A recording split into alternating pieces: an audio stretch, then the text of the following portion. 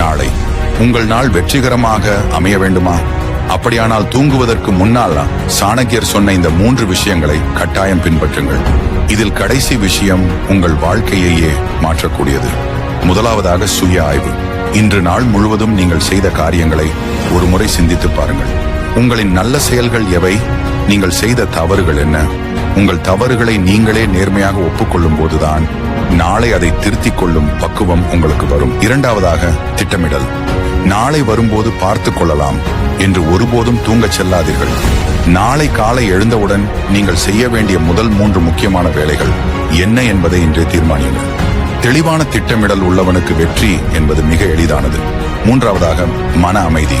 படுக்கைக்கு செல்லும் போது பகை, கோபம், பொறாமை என எதையும் சுமந்து செல்லாதீர்கள். புஸ்தகத்தையோ அல்லது பயனுள்ள சிந்தனையையோ ஆழ்மனதில் விதைத்துவிட்டு தூங்குங்கள். இது உங்களை ஒரு சக்தி வாய்ந்த மனிதனாக மாற்றும்.